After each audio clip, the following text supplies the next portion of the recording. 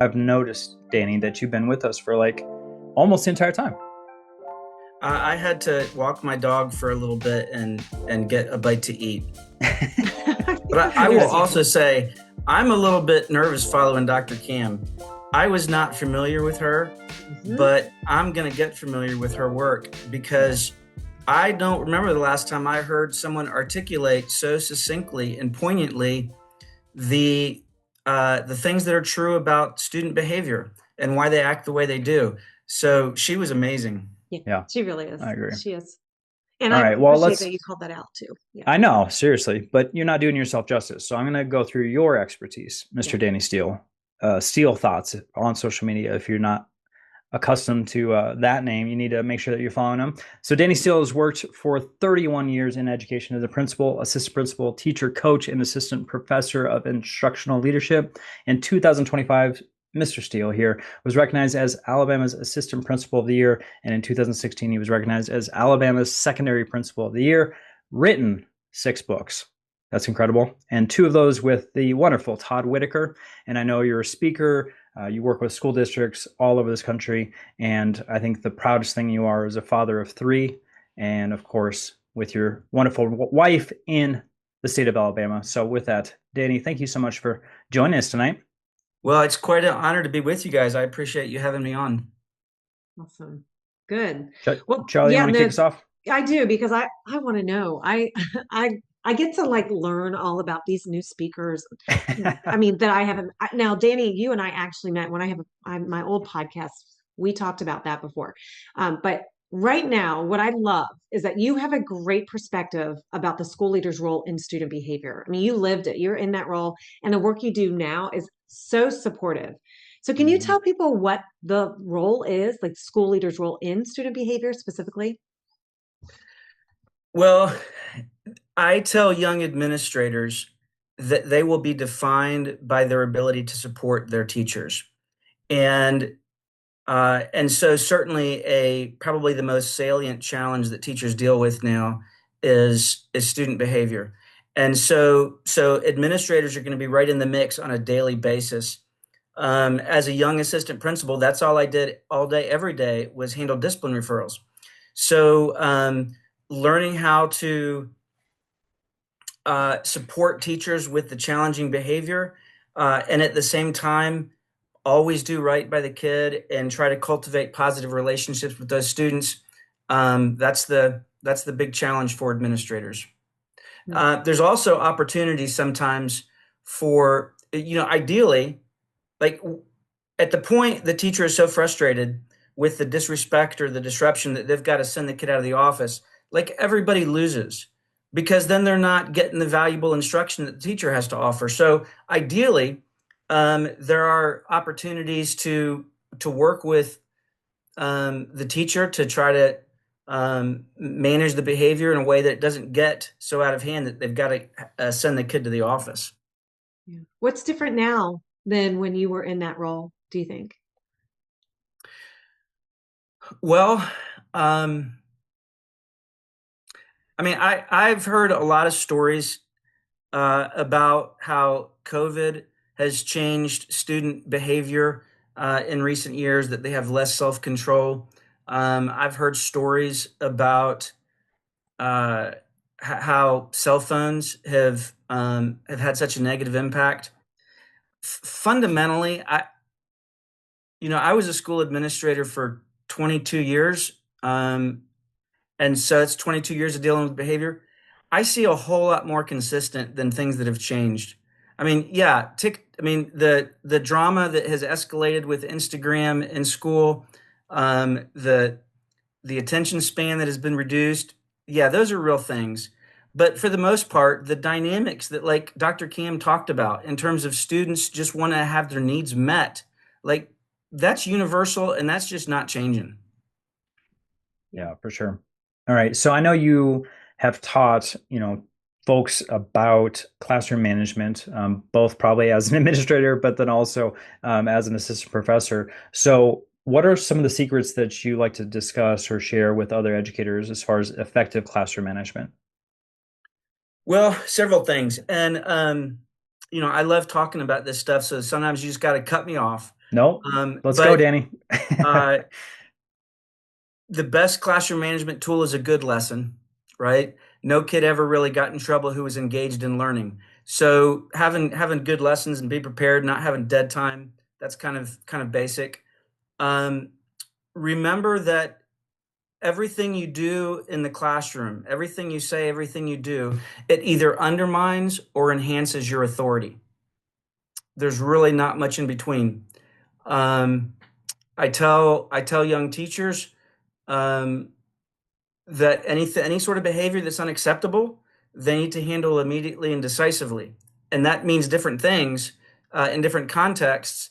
But when teachers are at wits' end in November, it's because of behaviors that they didn't address in September. Um, I know that classroom management 101, like in college, is like have 3 to 5 clear rules and have them posted, um, have clear consequences. Like, I actually tell teachers that the rules you have posted in your room don't matter. The only rules that matter are the ones that you enforce. And teachers that are really good at enforcing expectations, they actually don't even have to have rules written down. But I guess the final thing I would add is, and I tweeted this out one time and it resonated with a lot of folks. Classroom management is not about having the right rules, it's about having the right relationships. And so if, Dr. Cam sort of challenged us to think about that student that's driving us crazy, um, the goal is to sort of win that kid over. Um, there was a book that came out in the 90s and then a movie called The Horse Whisperer. And it's about this guy. He doesn't train horses with a bridle and a whip, right? The old-fashioned way. He calls it joining up. And so there is not one, when you think of the most challenging student, there's not going to be one magical strategy or one silver classroom management bullet. It's a process of figuring out how to connect with that student, learn what their story is, get to know them. And as Dr. Cam put so eloquently, demonstrating genuine kindness and compassion. No kid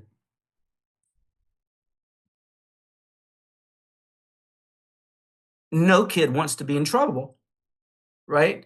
No kid wants to be in trouble. No kid wants to be a loser. No kid wants to disappoint the adults in their life, the adults in the school. And when the adults are able to hold on to that belief, that core belief that kids want to be good, that kids want to be good, they don't want to be bad, it becomes easier to demonstrate compassion and kindness. That doesn't mean we lower the bar. And that sometimes I need to say that to teachers. I'm not asking for teachers to be more tolerant of bad behavior or disrespect. I'm not asking for teachers to lower their standards. But high expectations for students and kindness, those just aren't mutually exclusive concepts. I appreciate your own compassion. You can hear it in your voice. You can tell you love kids. You can tell you're supportive of teachers, and you're trying to kind of marry that into a solution that we can actually implement in our schools. So I like the approach that you use. You refer back to Maslow's hierarchy of needs. Sometimes we forget about that as a needs, though, and I love that as a trauma therapist. Let's go back to that for a second. So, how do you kind of use that to apply it to student behavior and classroom management? So that was a big sort of kind of an aha moment for me as a young assistant principal. Every educator has heard of Maslow's hierarchy of needs, and in my experience, in educational contexts, whether it's a conference or a classroom, and when they hear Maslow's hierarchy, they think of it in terms of the bottom level. Like, students are not going to be able to learn if they're hungry or if they don't have a roof over their head, and it oftentimes sort of stops there. But what I realized, where it had such a huge impact, is in the middle, where there are those levels of esteem and belonging and relationships. Teachers like to think sometimes that the kid, the top of the pyramid, self-actualization, that's the kid getting their lesson. And that we want all our students to be there all the time. And that should trump everything else. Well, the reality is everything else in the kid's pyramid trumps the lesson. And so what I would see oftentimes is like a scenario like this, is the teacher would say, okay, you guys turn to page 72 and start answering the questions. And then Michael turns around to the person behind him and asks for a pencil. And the teacher snaps on Michael. And Michael turns around and says, I was just asking him for a pencil. Why don't you say something to Lisa? She's talking. And then the teacher responds. And so what happened in that scenario is Michael was brought, the minute he was called out in class, the minute he was embarrassed, he was brought down his pyramid. And now his goal is to save face in front of his peers, in front of his classmates. And I mean, I'm just sort of restating kind of what Dr. Cam had already talked about in terms of a cardinal sin of embarrassing kids. They will not forget that. And so, I tell teachers one of the most valuable things you can do in the classroom is to whisper to kids. If a kid is off task, if a kid's not doing what it's supposed to be doing, whisper to them. And like 99% of the time, they're going to respond positively because he didn't embarrass them. So, as the adults, we never want to put, when a student comes down their pyramid to save face, like, yeah, we wish they would bite their lip. We wish they would just be compliant. But when they come down their pyramid, they're actually just acting human. And I mean, I know it's a theory, and I'm not big on theories and jargon, but in my 31 years in education, like that theory has always resonated. It has always proven true. Danny, I had the pleasure of just having you on Aspire to Lead, and that episode technically hasn't even dropped yet.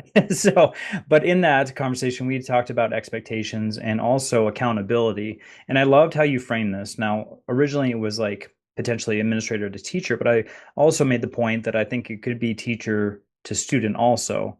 Do you mind sharing out what that example was? You have to, I'm Do I forgetting the need a example. No, you were asking about, do you have high expectations? Yeah.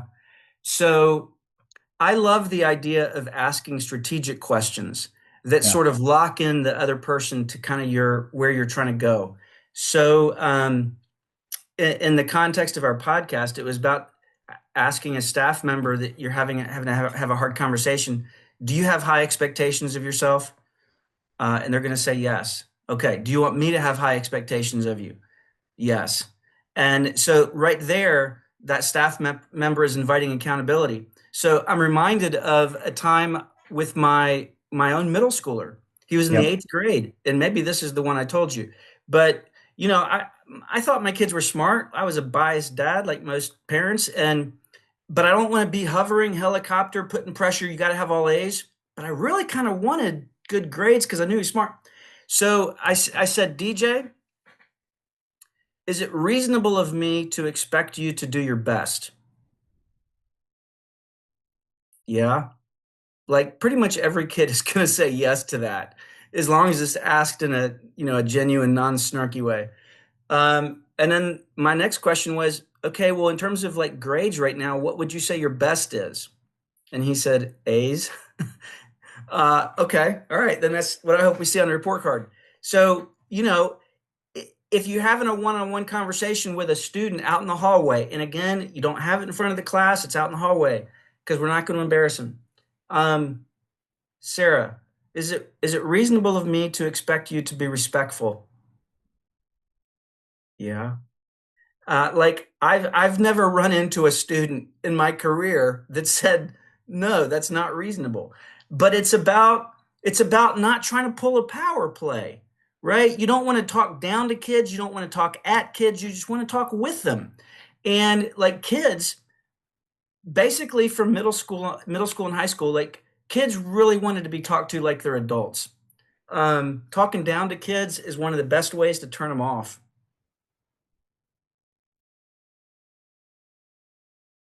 I'm All right, I muted. got another one. I was Yeah, muted. you were No. muted. But I'm going to jump in there. I have a question. Can I jump in, Josh? Please. Okay. You can tell you're drawing from so many experiences. I can tell, like, and everybody can kind of tell you're kind of envisioning, your role. So I want you to go back and remember when you were a teacher and an administrator.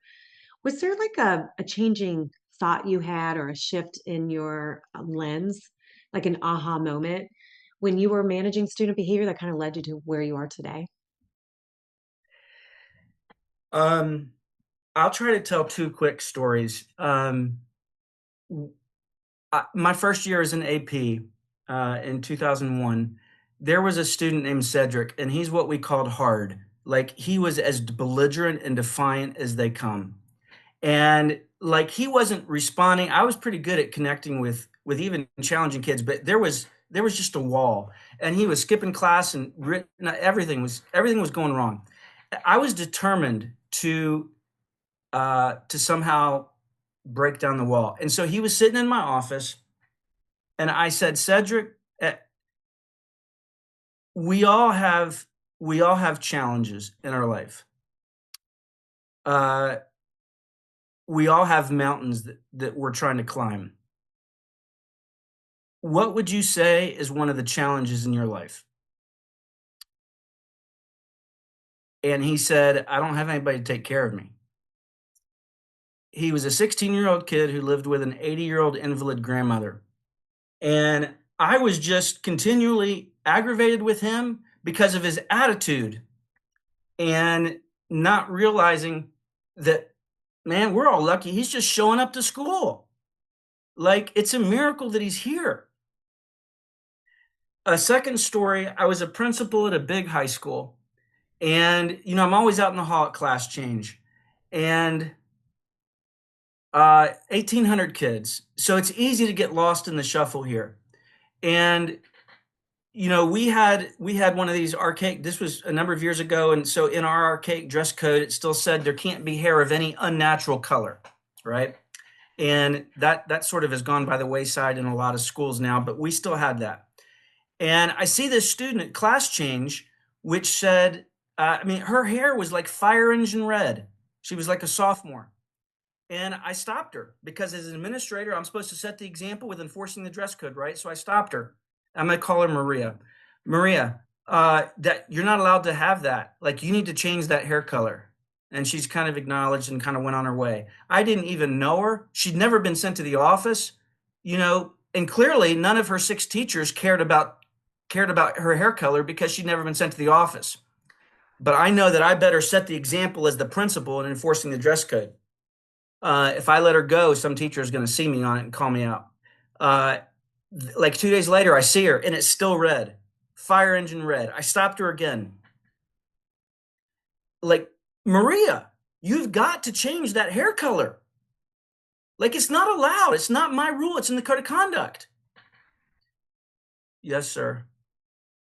2 days later, I see her again and it's still bright red. And I love kids. I love kids. I was getting exasperated because this was to me becoming defiant. And I said, Maria, like, I don't know what the deal is here, but you're going to put me in a position where I have to suspend you because this is quickly becoming defiance. What is going on? And she started to tell me a little bit about what was going on at home. And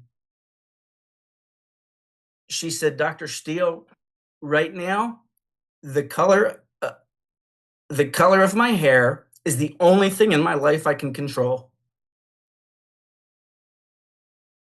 And that was like a gut punch to me. Here I am going to the mat over the hair color. And I'm only thinking in terms of her following the dress code and being defiant and not realizing how out of control her life felt.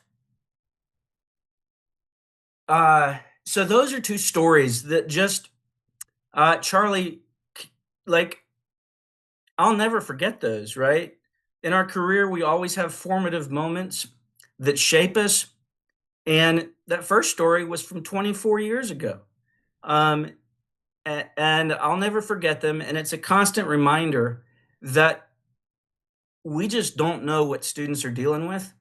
And we don't lower our expectations, but we should always be gracious, and we should always take the time to learn the story. I'm getting a lot of comments in the chat too. It's really resonating with people. So, Dude, I'm getting text messages from folks loving your stories, Danny. I literally got a text message that more educators need to hear stories like this, that you're the real deal. So, I appreciate that. Encouragement never gets old. yeah. mhm. All right. So let's talk about your rap career. You're kidding I knew me. I get it. No, I'm trying to get a. I knew I get a laugh out of you. But yeah, you used to, correct? Actually, when I speak at conferences and school districts, when I'm doing a keynote, I still usually open with it because there's like enormous shock value because nobody expects it to come out of me. Doesn't that mean you have to do something right now because we have you on here? It's come to light. I'll give you a couple lines. I don't think you want to listen to this for 3 minutes. Let's go. Let's go. You're So getting a lot of comments. this was for Red Ribbon Week, and it's about making good choices. And so I told my sixth graders that are sitting in front of me, I want you to be a winner, not just in the ball field or in the ball court, but a winner in the game of life. And to do that, you got to make good choices because winning in the game of life is about making good decisions. So I wrote something that's called Winner. If you want to be a winner, come and listen to my rhymes. Give me your attention and open up your minds and hear the words I'm teaching and preaching. I'm reaching for each and every one of you, trying to touch your heart. It's where it's got to start. And it's more than being smart because you got to do your part. Life is full of choices. If you hear me, raise your voices. Do you want to be a winner? Say, hey, hey. Do you want to be a winner? Say, hey, hey. And then there's more verses. Woo, See? woo. I love it. I love it. Everyone loves it. I can Multi-talented. tell. Who would have Love thunk it. it? Okay. Now, I will also say this, if I can say this real quick. After I do that, Yeah. like it, whatever, wherever I'm speaking, I will say, all right, you guys, I know I've got no business doing that. It's not very professional. It's not what principals do, but my kids dig it. And bottom line, we want to do whatever it takes to connect with our students. Which is totally in line with what we're talking about right now, right? So building those relationships, belonging, all those things that have been touched on by so many of our speakers tonight. I think that connects really, really well. And that's why I wanted to bring it up, Danny, because I think there is a part there that's really important. In addition to the fact that I was hoping that you'd rap for us. So that was awesome. Thank you, buddy. Yeah. Awesome. All right. Do we want to talk about the free resource? We've got 365 quotes for teachers, inspiration and motivation for every day of the year. Can you just tell us a little bit about that free resource? Yeah, it's about 8 or 9 years ago, I got on Twitter, or X as it's called now, and I started posting things that like I wanted to validate the things that great educators were thinking, and the reason why we get into the business. And so that sort of became, those series of posts sort of became the basis for a couple of my books, one for teachers, one for school leaders. So this is just 365 quotes. It's just positive energy, intended to be inspirational and hopeful, uplifting quotes, one for each day of the year. And, we all know education is hard, and the challenging behavior of students, it can wear us down. And so it is so important that we continue to tell ourselves good stories and continually remind ourselves of why we do what we do, because it's hard, and there's a lot of emotional labor. But there are, when you have your head on a swivel, there's moments of inspiration all around. Wow. Yep. It's just like I'm just taking it all in. There's just so much to digest. I'm just so appreciative of all that you do. Danny, is there one last thought you'd like to leave everybody with? You're just so full of heart. I've been out of education of a year, and now I just sort of write and speak and do some coaching. So I'm not in the school building every day, year round. And so to all of your folks out there who are listening or who will listen to a recording, I'm just profoundly grateful for them being in the game and for the work they do. And I would want to encourage them and to remind them that, you know, being an educator is kind of like being a farmer, and that we plant seeds. Only we educators don't always get to see the harvest, but educators make a difference. Even when they don't see it, even when they don't know about it, they don't hear about it, they're making an impact. We can all tell stories about teachers that had us 40 years ago. So I want teachers to be encouraged. Okay, Josh, anything else? Well, I just appreciate you, buddy. You do great work, and I know you're making a huge difference. I know you said that you're not in the building, but you're traveling everywhere and speaking and helping educators. And I know that the wise words that you provide today are going to make a difference and have that ripple effect in the world of education. And just so honored to call you my friend, be associated with you, have you on tonight, and your stories were extremely impactful. Well, I appreciate you guys having me. I know it's not a small undertaking to put this together, but I can't imagine a more important topic than making connections with students, and I appreciate the way you sort of lift up our voices and connect the educational community. Thank It was you. an honor to be with you guys. Grateful. It's very Thanks kind. so Thank you. much.